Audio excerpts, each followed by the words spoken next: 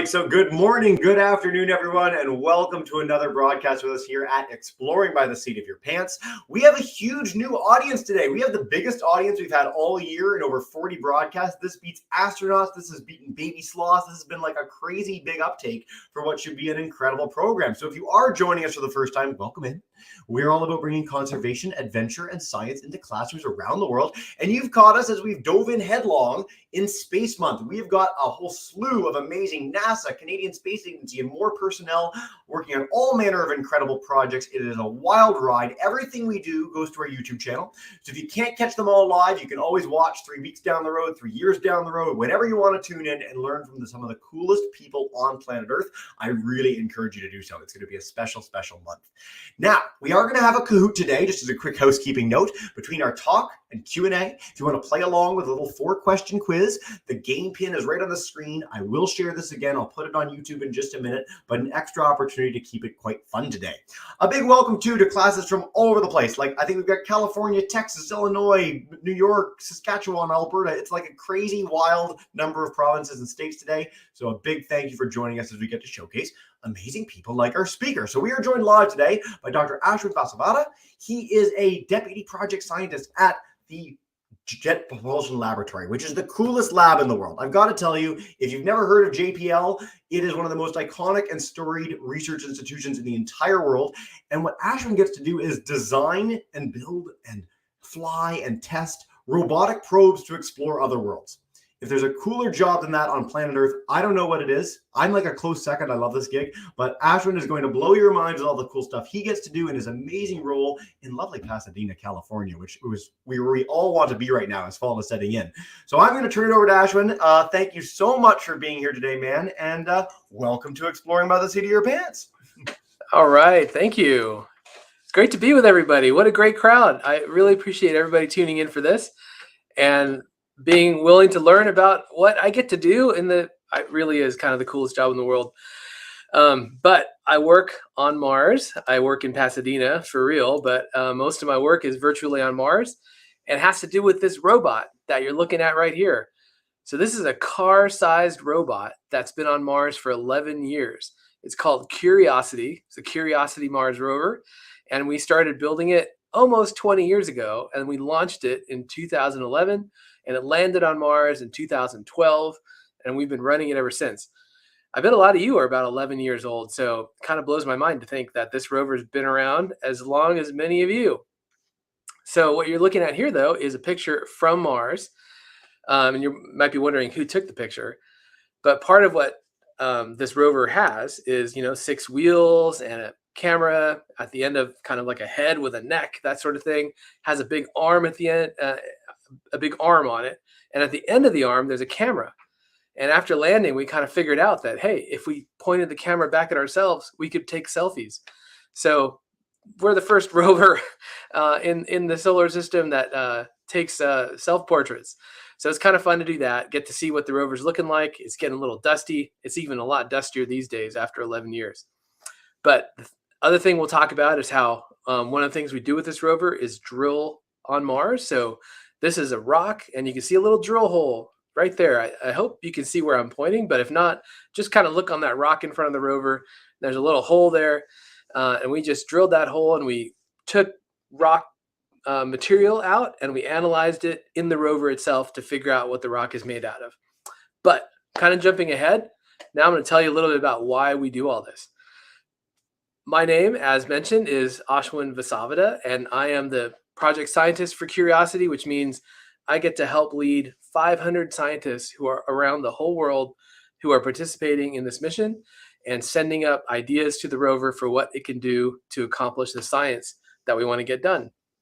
So I have a great job working with 1 robot on Mars and about 500 humans on Earth. So you probably know a little bit about Mars, but this is what the 2 planets, Earth and Mars, would look like if you kind of put them right next to each other. Earth, of course, this beautiful blue planet. Mars today looks kind of red, but it has a couple clouds. It's mostly like a desert. But maybe one time, a long time ago, it looked a lot more like Earth. It might have had oceans, might have had rivers. And for some reason, we think because the climate dramatically changed, all those All that water has gone away and kind of left a dry planet behind. But Mars is about half the size of Earth. It's further from the sun, so it's a little colder. But the reason we are so interested in it as scientists is because it's one of the best places to search for life outside of Earth. Right now, we still don't know if there's any life in the entire universe besides what we know of on Earth. And so we're kind of looking at different planets, different stars, different galaxies. But one of our closest neighbors, the planet Mars, at least a long time ago, might have been a lot more like Earth and might have been a place where there could have been life in the past. The other reason we're really interested in Mars is because it's a place that humans might go someday. Maybe some of you might be the first to get a chance to go to Mars and be astronauts. We have only gone to the moon, of course, with humans, but Mars is the next place we want to go. And so we're really interested in learning more about Mars as a future home for us someday. So Mars today resembles Earth in some ways. You know, it's a planet, has a land surface, has clouds, even has ice caps up on the poles. But in the past, as we talked about, it may have been even more like Earth. So this is a picture of what Mars might have looked like a long time ago, about 3 billion years ago. And you can see Mars might have had a big ocean. It might have had storms. It might have rained. The water might have flowed down in rivers. All these things would have made it a much more friendly place for life if life ever started on Mars like life started on Earth. So Curiosity, the rover, was sent to figure out if Mars ever was a habitable planet. What does habitable mean? Habitable means it could be inhabited by people like us, or probably even more likely by small microorganisms, bacteria, and the kinds of simple life forms that would be the first to take hold if life ever did take hold on Mars. So we're going to try to figure out if Mars was a habitable planet, and if so, was there ever life? So what makes a place habitable? This is a picture of Earth, and it's a place you probably wouldn't want to hang out too long. It's this Death Valley. So even from the name, it's not too friendly a place. It's really hot. There's not much water. The water's really salty, but nevertheless, there's a ton of stuff that can live in a place like Death Valley. So on Earth, at least, what makes a place habitable is a lot of liquid water. All of us need to drink water. Even those tiny little microorganisms need to drink water to survive. We also would like to find the chemical building blocks of life. All of us are made out of carbon atoms and hydrogen and oxygen and nitrogen and sulfur. And those are the kind of like chemical building blocks that make up all of our bodies, make up all of our cells, and do kind of the machinery of life that allows us to be alive. And of course, the other thing we need is food, or we can call it energy. Some life forms get energy from sunlight, like plants. Other life forms get energy from things like eating food.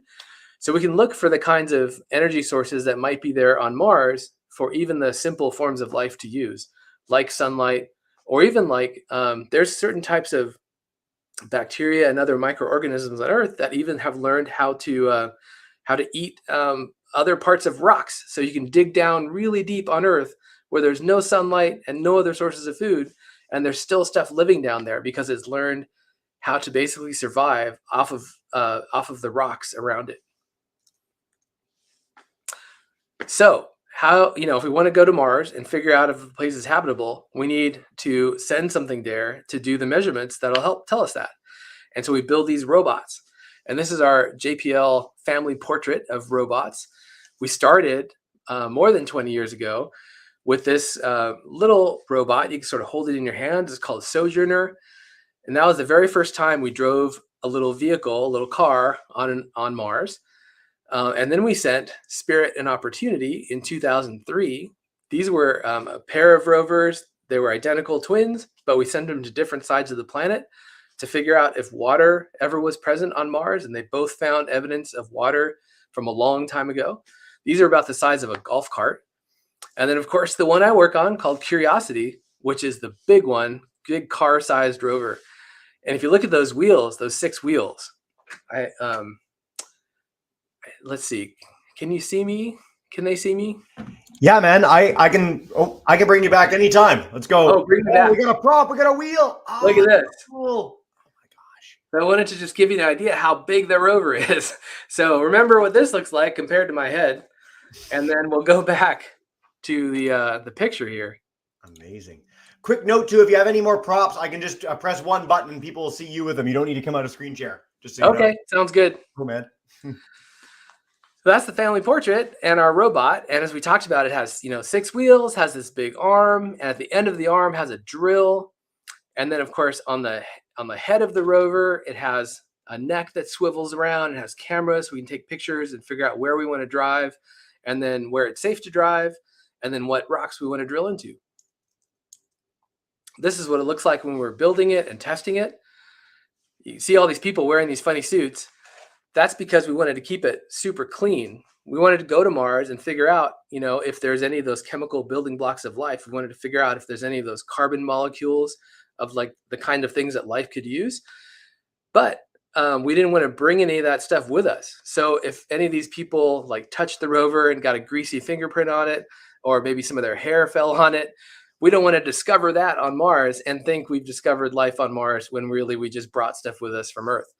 So we built this thing in a really clean way. Everyone was covered up. No one's ever actually touched the rover with their bare fingers, even though it's one of the most sophisticated machines that we've ever made.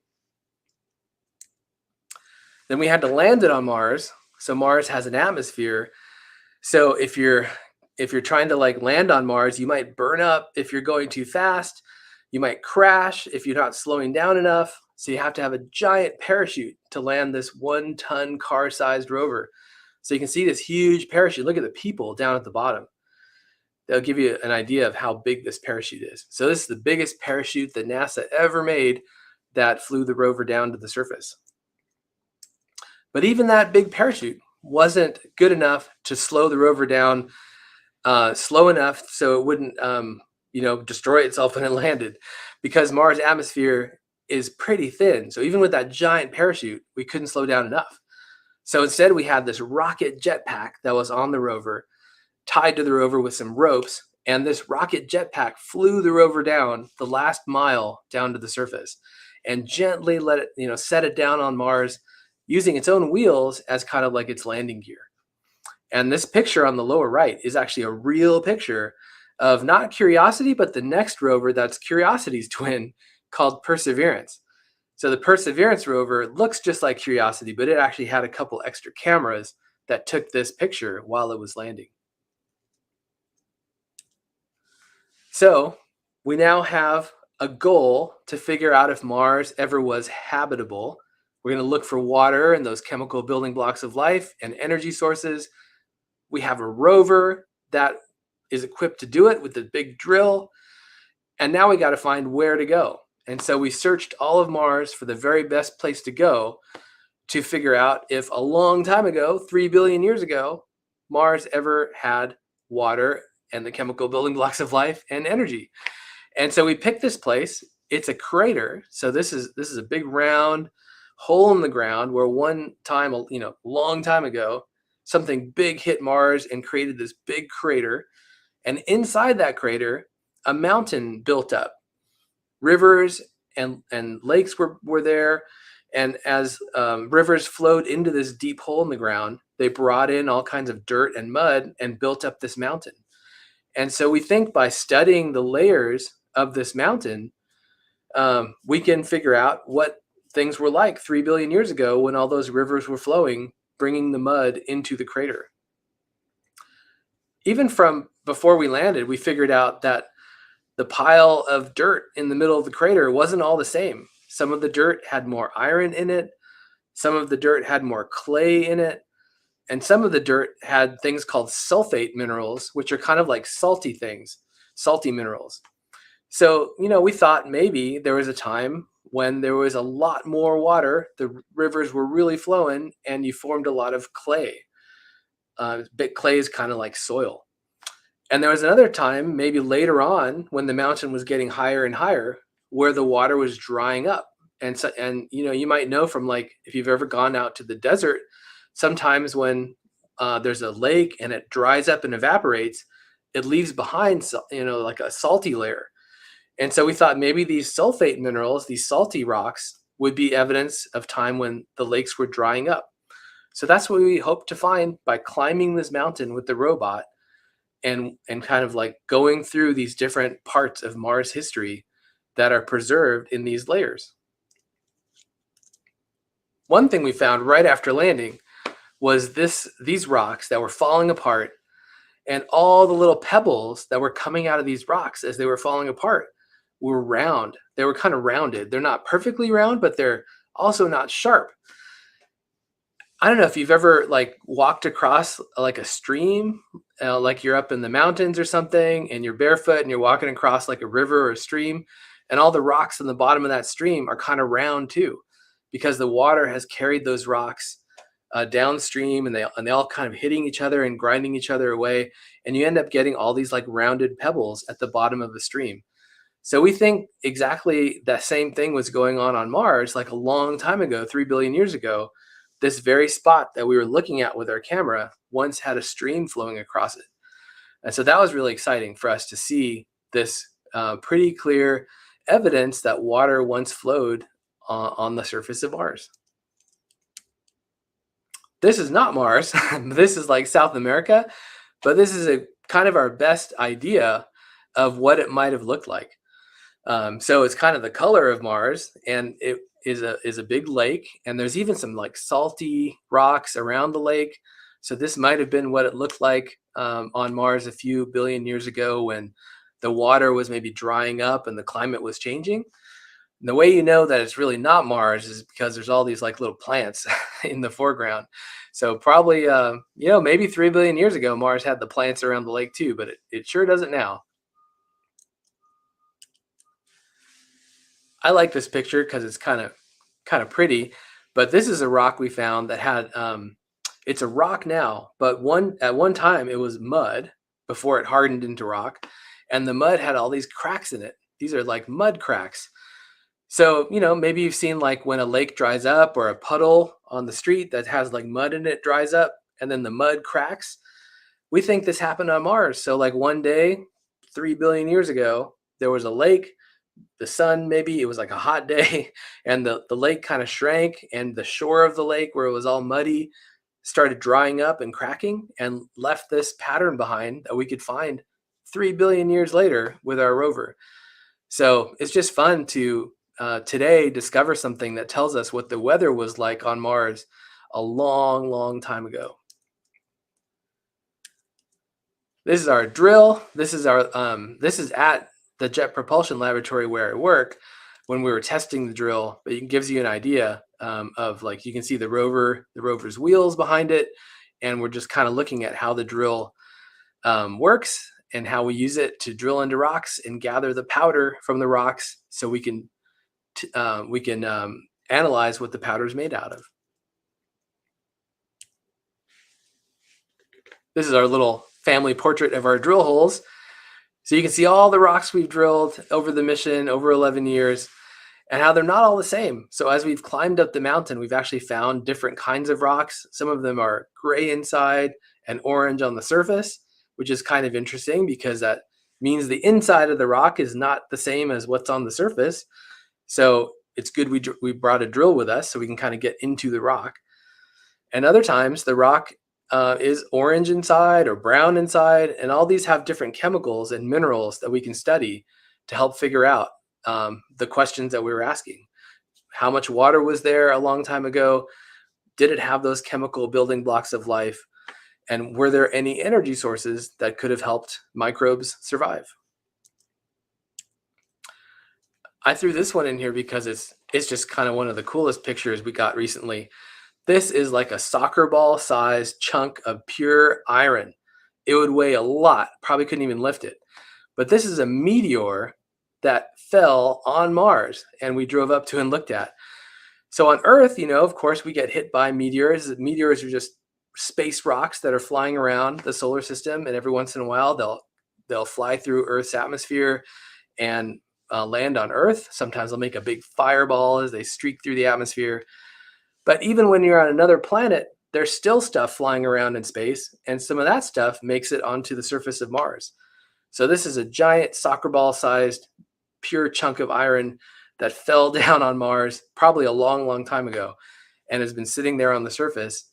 And we saw it off in the distance and we drove up to it and we figured out that it really was like almost pure iron.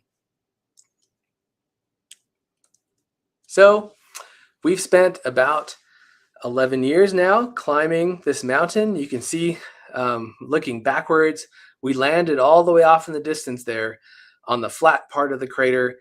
And then we've been driving for 11 years, climbing higher and higher. And we're now about 2,000 feet above the crater floor. We've climbed vertically about 2,000 feet, and we've driven about 21 miles so far over these 11 years. And we've been studying almost like every rock along the way. So in a way, 20 miles is a long ways, but in a way, it's also not that long over 11 years because we've been stopping so often and studying all the rocks that we can as the mission goes on. And we still have a lot coming up too. So this is just sort of looking ahead at all these amazing terrains, all this amazing landscape that we get to go to in the coming years to continue to ask, what was Mars like 3 billion years ago? And was it a friendly place for life? Everything we found so far suggests that Mars really was a friendly place for life. It did have a lot of rivers and lakes, and a lot of that water helped build the mountain that we've been climbing. So with curiosity, we think that Mars was a really great place that offered a chance for life to exist. And now in the future, NASA is going to try to figure out if life ever really did exist on Mars. And we can talk about how we're going to do that. But the main way we're going to do that is by bringing rocks from Mars back to Earth so we can study them in our laboratories on Earth to figure out once and for all, was anything ever alive on Mars? So that's kind of what I wanted to talk about. And now we can have more discussion and take some questions. Fantastic. Ashwin, thank you so much, man. We are going to end the screen share. You can come back to us, have a bit of a conversation. Sorry if my internet's being a little iffy right now. I hope that I'm audible. But I want to note too, not only do we have this ability to hear from someone like you about this in an incredible presentation, but kids can go any day they want and go to the Curiosity Rover website and check out the latest and greatest science that's being discovered. Like the fact that we can do that, see the images of a rover on another world today, right now, you can go and do this is mind-blowing. Like I would have given my left arm to do this when I was a boy. And the fact that anyone can just go online, I'll make sure all our classes have this link. Perseverance too has an amazing website as well. Like NASA does outreach better than any organization on Earth. So if you want to check out the coolest science happening in the world and off the world, I really encourage you to check out those sites. Lots of opportunity to keep the learning going. Now, before we dive in with Q&A, Ashwin, as I promised at the beginning that we were going to have this little quiz together. So we've already got a bunch of kids signed up, which is great. But we're going to do this and get our Kahoot up together. If you're new to Kahoot, the faster you answer, the more points you get. And you don't win anything, but you do win Ashwin and I's everlasting respect. And I think that that's pretty good, right? Like we are going to be in awe of you for having paid attention and been this excited about Mars. So I'm going to give you guys a second to come in with this. We can give hints to you in the final few seconds before we show the answers off. But I'm really looking forward to this together. And then we are going to go live with our Q&A. While you're pouring in, I'll just say a big welcome to all our live classes on YouTube. We've got Miss Myers' class joining us in Saskatchewan. We've got Miss Wells joining us in Newfoundland, Miss Slager in Belleville. Such a thrill to have so many great classes with us today. So thank you all so much. All right, I'm going to get us started. Let's take the game pin off the screen. If you join in after we've begun, that's totally fine. Ashwin, I hope you get all 4 of these right. I'm counting on you. I think you have a really good chance. Yeah, no pressure. All right, let's get underway and do this. So many of you. Geez, 57 and counting. Okay. By the way, Ashwin and I did not coordinate our outfits. We just look really good together in burgundy. It's very exciting. All right. One more second. Question 1. Mars is how big compared to Earth? This is like the first slide. Who is listening? Is it about half as big, about the same size, or twice as big? Ooh. This is actually, it's funny. Not many Mars scientists put this in their talk, and almost everyone thinks differently about what the answer is. So this is a good one to test. 67, 70 of you. This is amazing. The answer is about half as big. Most of you got this right. Way to go. Good job. Even with that tricky picture. Yeah, yes. I like to throw in tricky pictures. It's half my joy in this job. I can do whatever I want, really. Happy New takes our lead. Way to go. Good lead to begin. We want to know who you are at the end of this, too, if you are any of the winners. How many rovers have successfully been to Mars? So Ashwin had a little image of rovers on Mars. Is it 1, 5, 20, which I have too many fingers for, or over 100? We're just sending rovers every day. They're always landing there. I actually didn't know. I don't know. In all my programs, for whatever reason, that Perseverance is a twin of Curiosity. That's interesting to me. Going in that, yeah, 90 of you. Holy. So 5 is the correct answer. Most of you got this right. So Spirit and Opportunity, Sojourner, and Curiosity and Perseverance. And we've got some landers. We've got Insight. We've had some other many missions to Mars. But in terms of driving around, checking things out, 5 right now. Very good. Ashwin, you might well have seen this, and this is featuring a scientist that's coming on in a week with us, but Goodnight Oppie on Amazon Prime is an amazing documentary if anyone wants to check out a clip on rovers. Amazing Rhino takes our lead. Okay, we're throwing up the leaderboard all over the place. Mars used to have flowing water on its surface. I'm hoping you all get this. I want 100%. This is another picture that is not Mars because it has plants in the foreground, but with vaguely Mars looking like. Answers pouring in. Ashwin, I think they got this one. I think they're killing it. We're at 100 now. 100 Kahoot people. Wow. It's our biggest of the year. So exciting. So the answer is true. 90% right. Very good. Yes. And that's amazing. And by the way, when I was a boy, we did not know that. Like, this is fairly recent knowledge that we have this understanding of river systems and deltas. And we're like, oh, this is where a lake used to be. That is amazing stuff to know. I'm going to skip over this leaderboard change. You'll understand why in a minute, because our final question is not, there's no correct answer. I just want to get an optimism, pessimism sense from you. We will one day walk on Mars. Absolutely, or no, never. What do we think? We haven't been to Mars yet. I will note, kids often think that we've been to Mars. We've only been to the moon. 12 men have walked on the moon. We're going back to the moon soon. But a Mars mission is much more technically intensive. So we haven't sent anyone here yet, but we are looking into the possibility and planning for it. So our audience, what do you think? Oh, very good. 95 of you said yes. So 3/4 say yes, that we're going to Mars. I think we're going to Mars very soon, actually. Like you said, Ashwin, and I love this for our kids. It's the people that are like ages of the kids in these classrooms that are likely to be the people that are going on those first missions. Absolutely. Yep. You're lucky. You're so lucky. It's the best time to ever be interested in space. We have more robotic missions. We have more astronaut missions. We're investing more. We're learning so much. It's just a thrill every single day. It is, yeah. So with that in mind, here's our Kahoot leaderboard. And then we're going to Miss Burns' class, grade 6 is first. Classy Alpaca is third. Nimble Swan is second. Now, Ashwin, these are not real names, just so you know. Throw it out there.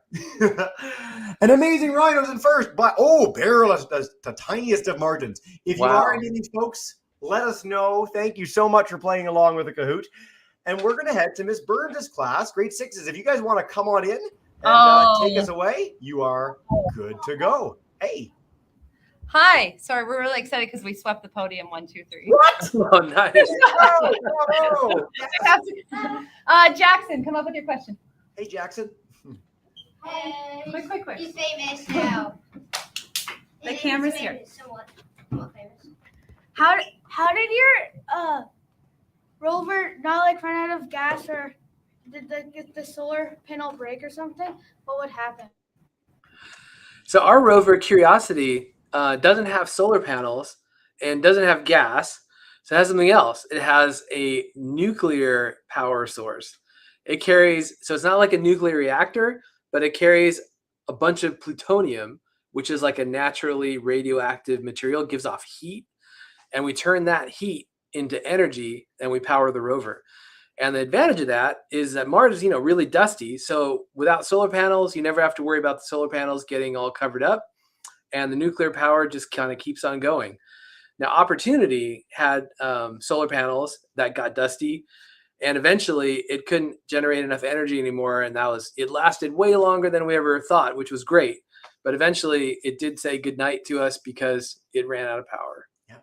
Great question to lead us off. And for any of our kids, especially grade 6 and up, if you ever watch the movie The Martian, which is an incredible movie and the single best call to be an engineer of all time, I think, they highlight that nuclear power source and how it provides heat and energy in a really cool way. So great question to kick us off. Division 3 Thompson, if you guys want to unmute your mic, I will be able to come to you live for a question. Just come on up and unmute.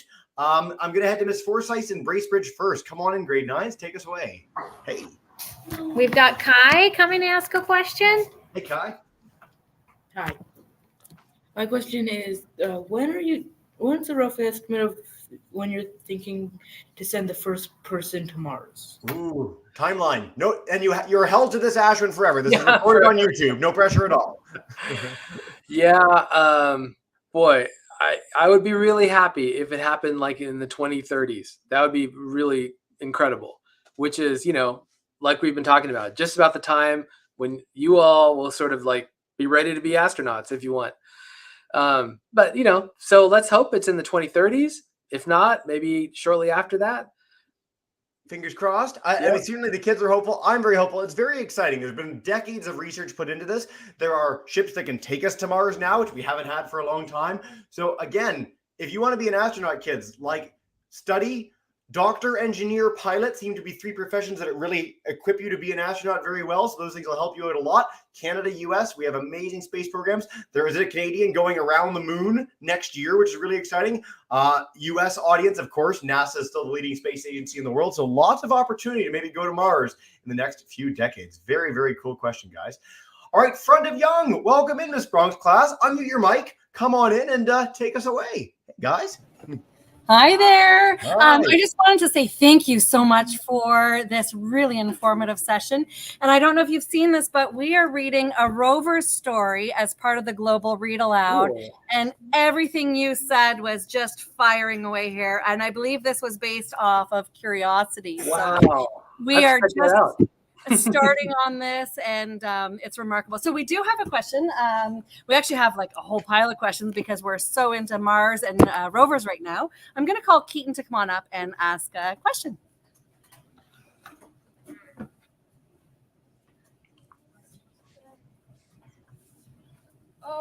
My question is, how long did the first ever rover last? So that very first one, Sojourner, it landed with another spaceship. And so that spaceship landed and it kind of unfurled, and then Sojourner kind of drove out, and it drove in a big circle around the kind of the mothership. And I think it lasted about 80 days. So not too long, but 80 days longer than any other rover ever had. So we were pretty proud of it. Yeah. For our audience too, and you might know this from your book, Opportunity classically lasted like way beyond 3 months was what it was planned to survive, and it was 14 years or something insane like that. Like incredible. Yep. So NASA engineers are really good at their job. Ashwin is amazing at his job. Like there's no other realm of human endeavor where it's like, oh, I think something's going to last 3 months. Oh, 15 years later. Cool. That does not happen. Okay. Great question, guys. And I'm so glad you're reading that book. I'm so excited that class, you guys are going to be joining us for some other programs soon with NASA people. So it's going to be a really exciting few weeks for you. All right, Fleming, I'm going to head to you guys, and then we're going to take some YouTube questions. Welcome in, everyone. Hi. Go ahead. Will you guys be making a 6th rover? Yeah. Good question. So what we're really focusing all of our energy on now is designing a whole bunch of spacecraft, actually, that it's going to take to get rocks back from Mars to Earth. So Perseverance, Curiosity's twin, it's kind of a twin, like fraternal twin. So not exactly alike, but very similar. That one is going around collecting the rocks. Then we have to land something this is complicated. We have to actually land a spacecraft that carries a rocket all the way to Mars. So Perseverance can put those rocks onto that spacecraft, onto that rocket, and then that rocket will launch off of Mars and come back to Earth with the rocks. And so that's what we're focusing on. Instead of building a 6th rover, we're building all that stuff. But I'm sure that's not going to be the end of the story. We still have a lot of questions about Mars. So there's going to be more rovers for sure. Very, very cool. I will note for our kids, again, everything we do goes to our YouTube channel. So we have all sorts of Mars programs. Matt Heverly is the only person we've ever had on that specifically talked about that mission. So if you want to check out his broadcast, it's on our YouTube channel. Just head there, type in that name, and you'll have the opportunity to catch a little more info about it because it's very, very cool. All right, YouTubers, I'm going to come to you guys for a round of questions, and then we're going to try and do another round with everyone that we have. So we'll do as rapid fire as we can, Ashwin. We want to get as many as possible here. Miss Meyer's class joining us in Saskatchewan. So nice to have you guys here today. And Vito wants to know, how long did it take to make Curiosity? What was that process like? So we started designing it in maybe 2002, and then we finished building it in about 2010. So it took about 8 years. Cool. All right, that was rapid fire. Holy. Miss Wells' class wants to know how long. Oh, and they're Port aux Basques, Newfoundland. I'm in Newfoundland, so every time we have Newfoundlanders in, I'm thrilled. They want to know, how long does it take to drill the holes? You showed us all these great drill spikes. What's going on? Yeah, it does take us about, well, it takes like 1 day to drill the hole. So to be clear, that's pretty fast. But to choose where we're going to drill, to then make sure it's safe, then to drill it, and then to get the powder into the laboratories that we have in the rover, and then analyze all that, it takes almost a month. So that's why we've only drilled about 38 holes so far, is because that's like 38 months of the mission right there. Amazing. We've got a joint question from two classes, Miss Axford's class in Southampton and Ontario and Miss Winter's art room. Basically want to know what happens when the rover gets stuck or falls over like a turtle, which I love as a description. We do everything we can to make sure it does not fall over like a turtle, because we can't do anything about that. So we drive very carefully. The rover does get stuck every once in a while, though. Like the wheel will go up and then a wheel will get stuck on a rock. And the rover can sense that. It's smart enough without us to tell that it's getting stuck. And so it just stops, phones home, and then we take pictures and figure out how to like back it out and drive somewhere else. So, you know, we've already encountered a lot of times where the arm or the wheels or something has gotten stuck and we've had to like nudge it and fix it. They really, I mean, with thousands of people involved over decades to get these missions to Mars and work on them, you really don't want to have something small like that be the cause of your mission failure. And so a lot of work goes into making sure that that does not happen. It's why, in part, it drives so slowly. Like the idea of 21 miles is an incredible distance for a rover. We could walk that in 5-6 hours, but we want to make sure that nothing's going to go wrong. So great question, guys. All right, two more, and then I'm going back to our live classes. I love this from Sam Mills' class. How accurate is the Mars globe in the background? Can you show us? Yeah, this is a historic globe. This is a globe that was made when all we could do was look at Mars through telescopes. So it was all like super fuzzy. But, you know, it's probably like 50 or 60 years old. Someone gave it to me. But now you can see that we're landed on Mars and we get these like pictures just like you were standing there with your camera. So we've come a long ways. So it's the second Mars globe I've ever seen. I have a moon globe because I met an astronomer when I was in school, and I absolutely love this thing. So you don't need to just get Earth globes. There are like others out there. You can have the whole solar system in your house, and it's amazing. Great question, guys. All right, Megan's class, Russell Public School, and it's the classic question we get with every NASA scientist.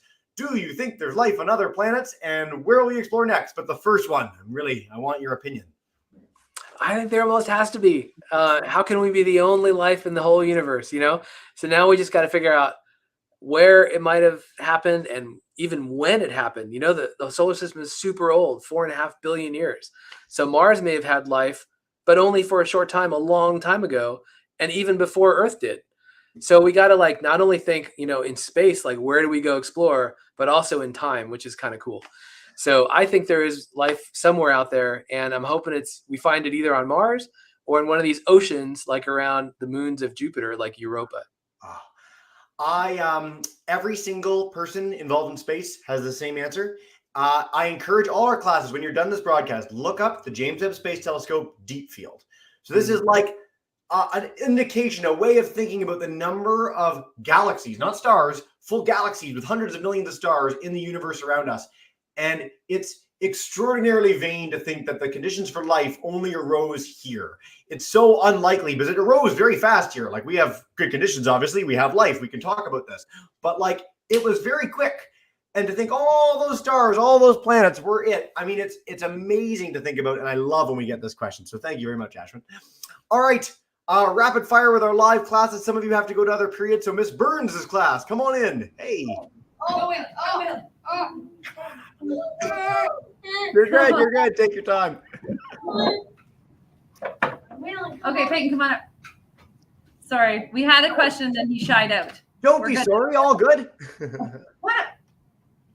Okay. Travis wants to know. How do you keep the rovers within range with your signal? Ooh.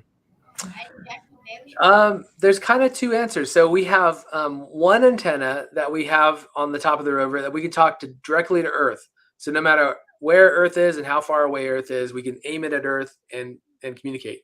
We also have satellites around Mars.